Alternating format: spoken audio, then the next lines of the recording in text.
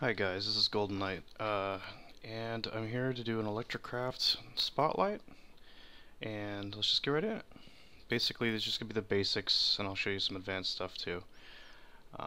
Electricraft is a add-on to Rotarycraft by Rekia, and it's a really cool mod, and Electricraft adds some additional capacity to Rotarycraft. Normally, your power must be used immediately after using it, or you have to deal with the industrial coils, which can be a bit of a pain because they can explode if you overcharge them. Also, gearboxes are fun, but this should be, once you learn how to use this, you should have a little more versatility. Anyway, let's get started. So, this is a resistor, and basically it resists some flow. So in an electrical circuit, you have a source and a line and a load. The source can be whatever the size of the source is, and the resistor basically reduces the amount the load seems like, because otherwise the current will flow from the source directly to the load, and if you want to use less than everything, you have to kind of do a little bit of resistance. So in Electricraft, this is a resistor, and they're color coded. And they use the same color coding. Rekia use the same color coding as in real life resistors. And so, simply put, this is the tens column, that's the ones column, and this is the hundreds column. So basically, how many zeros here are based on the color coded numbering system. So brown, which is cocoa beans, is 1, rose red is 2, orange is 3, dandelion yellow would be 4, lime green is 5, lapis is 6, purple dye is 7, and your 8s are going to be gray, your 9s are going to be bone meal, and black is ink sac. So if you need to change anything back to 0, you can do it that way. So for example, if I put 1 there, then that whole resistor is worth 1 amp. That means 1 amp, regardless of what the source is, can get through this resistor to the load. Now if that's not enough, you may have to increase it, but that's what this means right here. Now I can then make that 11. Okay, now we got 11 going through, cap. Or I can make it 110, because you're adding 1 0 here. If I added 2 zeros, you can see it's now 1100, or 1100. Then you can just mix and match as you need. It's a pretty simple system. Use 3s here. That's 3 zeros. If you need to change anything back to a single thing, like if you need to bring it back down to sub 100, then you just simply, knock out the hundreds column using black ink again. Any of these will zero it out. Now, all 0 like this means 0 amps are allowed to go through, which is effectively an open. It does not allow anything through. Whereas I think the highest you can really get, I might mess this up, but I think the highest that you can set these to, which is effectively just a straight line, no resistance at all, push everything through all power. You can put 99 there, and let's see, and a whole bunch of zeros, whole mess of zeros. I think that's 7. Yep, that's, so 99 and 7 zeros. Basically it's everything, right? So okay, so here's a couple examples again of what the resistors are. Let me go this way so you can see the 10s, the 1s, and the 0 column. So an example of 100 amps, 200, 110, 22, 770, and of course obnoxious. Anyway, that's the resistors. Now that power is going to be going through cables from the batteries, and you can lose volts as they go over depending on the type of cable you use, and the amperage is only lost when you have more than one thing, more than one load on a wire. So if you had, a wire coming out of a battery, and then you had to split it into 2 different items, let's say there was an item here and an item here, then effectively at this point there would be full voltage and full current, and then here it would be whatever the voltage loss is. This is a terrible wire to use, but whatever the voltage loss is, but the current would literally be split here and here evenly, whereas the whole amount of current would be here. So that's kind of how that works. As for loss and stuff, I kind of tried to put up here all the different wires. I'm going to start from the most loss going to the no loss. You got steel and then tin. So every block, that's how much they lose per volts. We'll get into what volts and amps mean in a minute. Nickel is 16, platinum is 16 as well, but obviously big difference on amperage. Aluminum is 8, so they're getting a little more efficient there. Gold is 4, copper's 2, silver's 1, and then superconductive has 0 loss and can put full current through. Now the current is important because how much current you can put through ends up being your, I believe it's your torque that you can have maximum going through. Now again, this also matters on how much your battery can push, but you don't want to like exceed that amperage or it'll melt into lava, and I'll show you that in a minute as well. So we've got insulated versions of these wires. Now they have the same amount of volts per meter loss and amperage maxes. However, the difference is when you touch these and they're energized, you'll take damage, and when you touch the insulated, you won't. And I'll also be demonstrating that over here, actually, as well. So let me go back down one more time for reference, just real quick. Not go too fast. You can stop the video anytime you want if you need it for a reference. It's also in-game, but I like to have a quick reference. Now, superconductive cable, for instance, it must be filled with coolant. The one I obviously took from NEI is filled with coolant already, but to make it filled with coolant, you actually have to construct it first. It's not that expensive. Some gold, some silver, redstone, glass, HSLA steel, and you get 4 of them.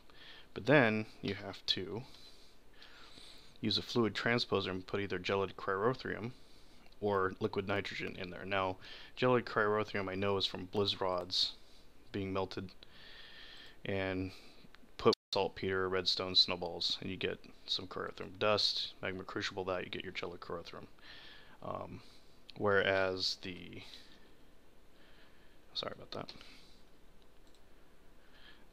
liquid nitrogen, I'm not exactly sure. The fluid transposer can bring it out of a nitrogen bucket, but that's something in Rotarycraft I haven't learned how to do yet. Not sure. I think it has something to do with the fluid freezer, but I haven't gotten it to work yet. Anyway, so before you can place it, you have to fill it. So, okay. And then the next thing we can look at will be how batteries operate.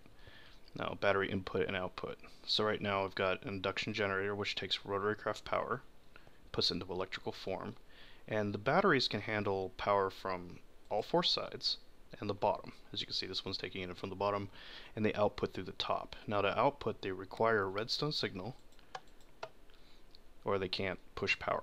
So let's turn the power on. Got it set to some power here. Right now this one should be charging, and this one isn't. These are little batteries, so they don't hold much. Let's turn that back off. Now, if I want to transfer power out, hit the redstone signal. Nope, power's going.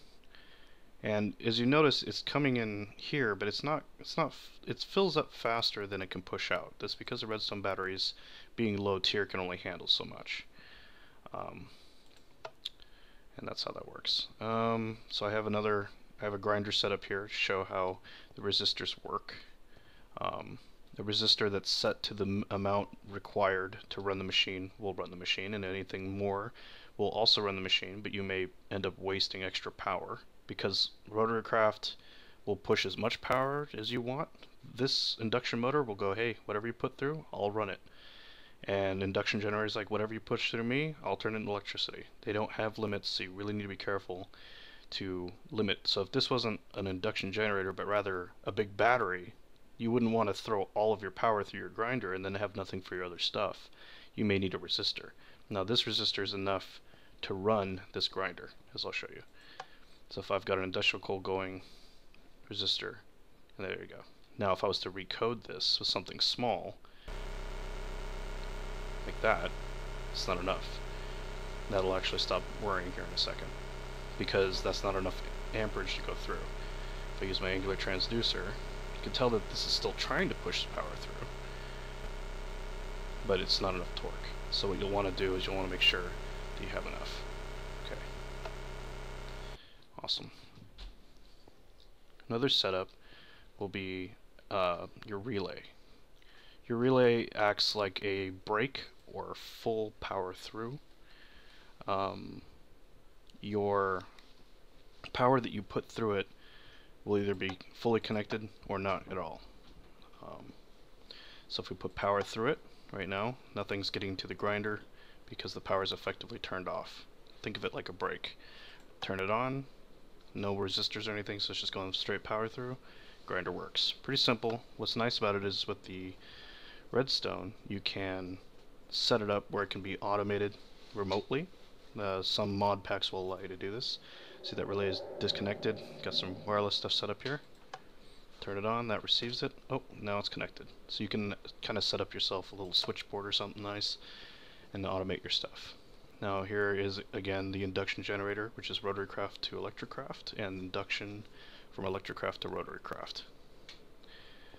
These are the items you need to make these energy dust that make those crystals. And this is going to be lapis that's been put through a grinder, diamond dust that's been put through a grinder. Quartz, I believe you can use either the normal quartz from the ME system or at least for sure the Minecraft quartz. Glowstone, and one of each of these will actually make you, I believe, 2 dust. Now these dust, when you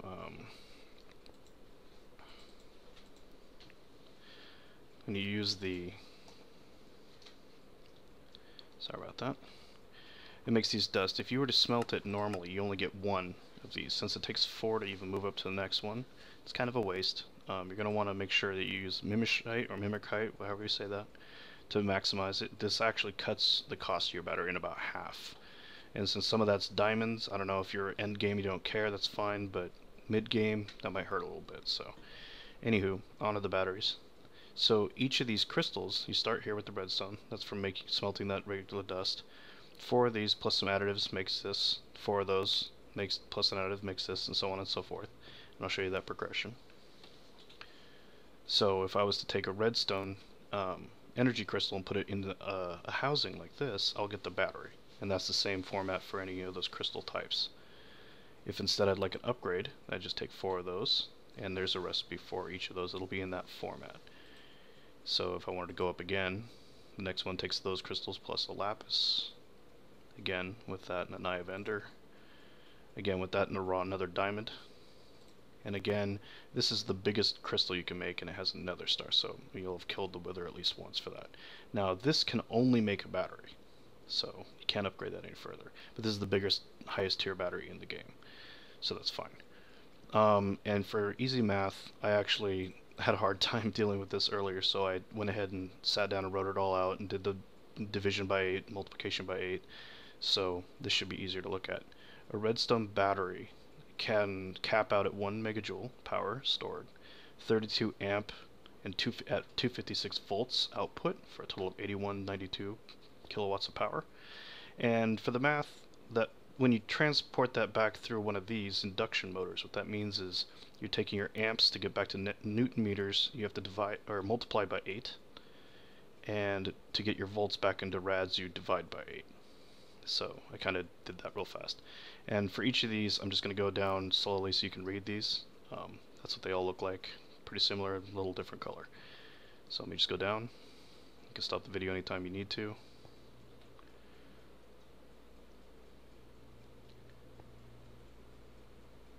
Maybe that might take some of the math out for it, make it easier for you. Okay, so back to what we were talking about with the wires, and before I forget, the wires and how they might melt if you use too much. I've kind of rigged up this battery with a redstone signal, so when I turn it on, it'll take this battery's charge, which is full pretty much, and send it to that battery, which is empty. Power doesn't flow unless there's a load, so without that battery, it wouldn't do anything. Now, you wouldn't want to touch this wire while it's hot. Right now it's not hot because the redstone signal's not on, that won't output. It's a safety precaution. The superconducting is fine because it happens to be insulated. That would pretty much one-shot you, even in power armor or whatever. So if you look at this, if I turn that on, I'm in creative so it wouldn't die anyway, but it's slowly draining power out. So the power's flowing. terajoules, it would take a while. And power's coming in. Alright. So if I turn that off, and if I was to use, I don't have to keep a bucket ready for this. If I was to use any of these 4 wires on that particular battery, that would melt. Whereas if I use any of these 4, it will handle it. So let me show you an example using steel. Now with it off, it won't automatically melt. But the second you turn that on, boom. Now technically, I think you might be able to gather the lava, but that's probably an inefficient way of making lava. Plus, you really don't want to get melted. So steel doesn't handle it. Just keep it on for example.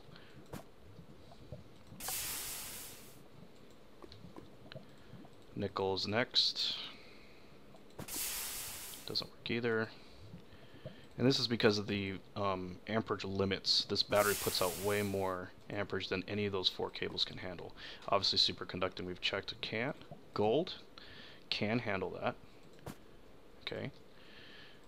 You've got your copper. It can also handle it. Now how much loss is going to be dependent on, you know, which one you use. I like silver personally because it's got a loss of 1 per, you know, meter, 1 block. It's really nice. Platinum has a little bit more loss, but it can hold a lot more charge. Also doesn't melt from this battery type. Cool. Turn that back off. Set this back up, and moving on. So I went ahead and I set up a couple things for people to use their grinders and extractors, just for mid-game, you know, tripling your ore, or getting your sand and gravel going, or maybe you want to multiply your ore by 5 or 9 times, or whatever you're using. So I just started with something simple. I'm using creative energy cells. I use tier 5 magnetostatic engines. You may not need that much. You may be able to get away with less. But for the purposes of this video, I just decided to make it simple. So a magnetostatic engine going in, and under these are all, I just didn't want it to be loud, the induction generators, and under these are all induction motors. If I take the magnetostatic engine and I put it up to where it's eating 47 RF a tick, this battery should be charging. I gotta do something wrong here.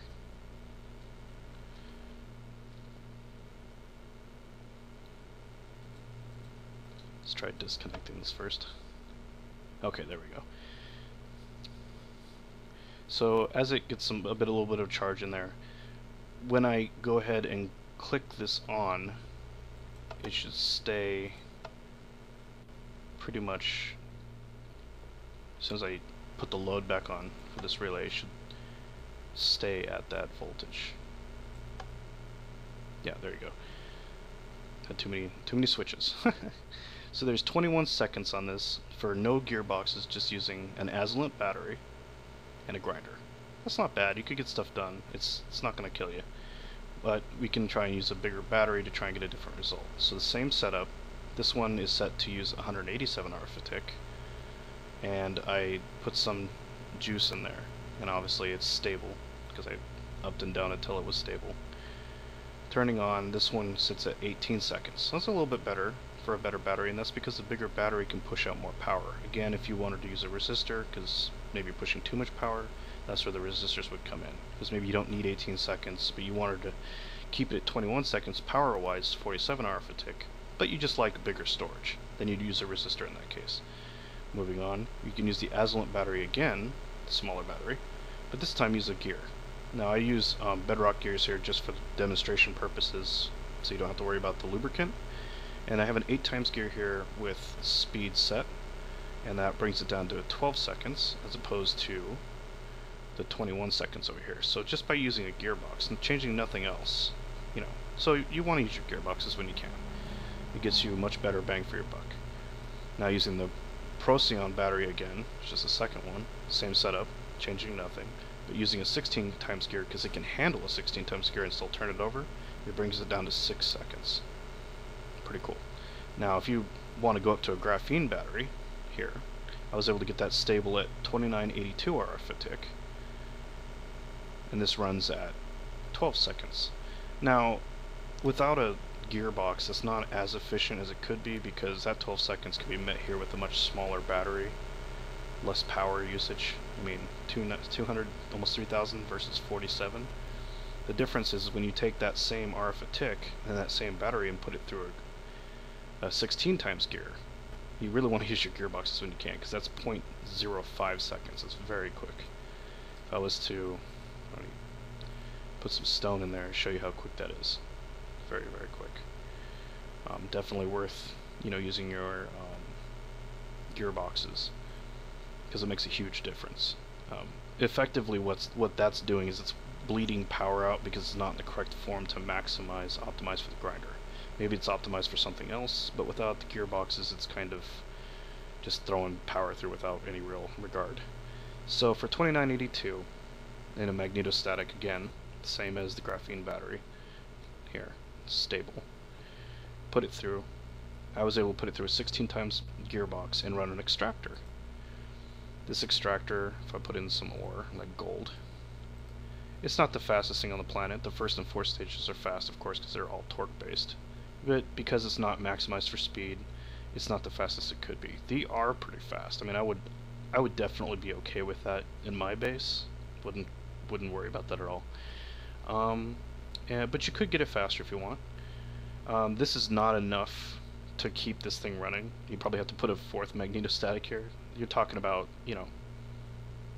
already you're looking at 18,000 RF a tick. But if you've got the power, you can use one of the big batteries and probably get that going. That's probably a setting change there. Maybe you can use a little less. Maybe a resistor would be smart there. But I can turn it on. Let's see. Yeah, still getting power. Oh, that hasn't been pushing out power. There we go. Now it's actually losing power, yeah. So it takes more than that, 18,000. Anyway, it's 16 times gearbox, 4 times gearbox. Both set to speed. Will get you this much power, which is not bad.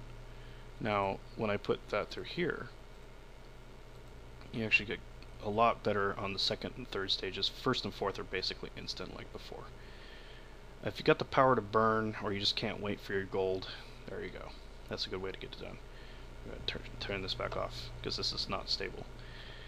And one of the last things I wanted to show you guys is what happens when you do not insulate, not just the lava, but if you touch it, it's bad. I set up here, I really hate cave spiders. Anybody that knows me in Minecraft knows that I will go out of my way to destroy cave spiders. Lava, gravel gun, but right now I can't get mine working because of a bug, not sure. Anyway, so this is the latest way to kill them, I guess. So we're going to set it to nighttime, and we're going to turn that on, and that will force these to spawn. And what I did here was I set an electrical grid out, of course, not covered, not insulated.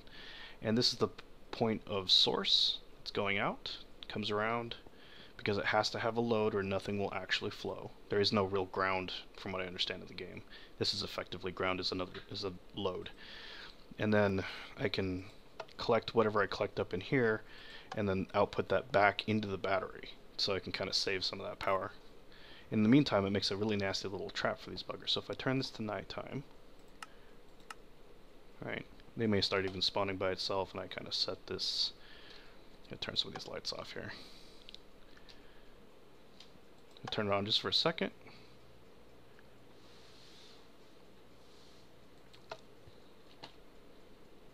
Oh, I saved a world, but it may have had an issue. Put it to speed, speed.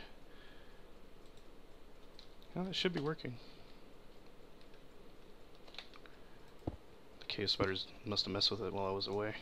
They're always my little adversaries. Battery's good. Oh, there we go. Didn't turn it on long enough. They should start spawning.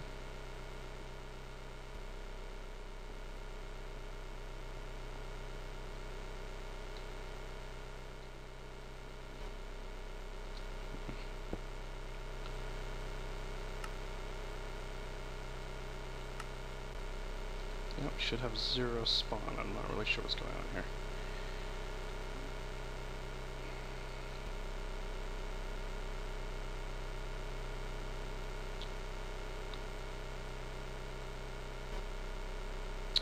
Go through outputs. Ah, powers are being received from none. What happened here? Why is that on power? Receiving power. Yeah, sometimes you have to break it and restart it.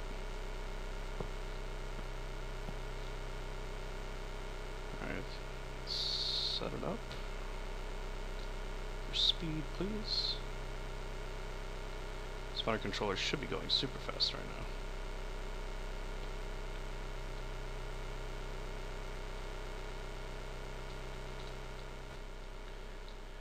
I think we ran out of cave spiders to kill. Oh, that's right, I'm on peaceful. What am I doing? Haha. Sorry about that, guys. Here we go. Spiders everywhere. Ah. Sometimes it's the simple stuff, right? Ah, my middle minion's time to fry. Makes the most satisfying crackling sound. You can use this for an electric fence, etc. It only says it's doing 12 damage to them, but that's because they only have 12 health. This thing would really pretty much pop you.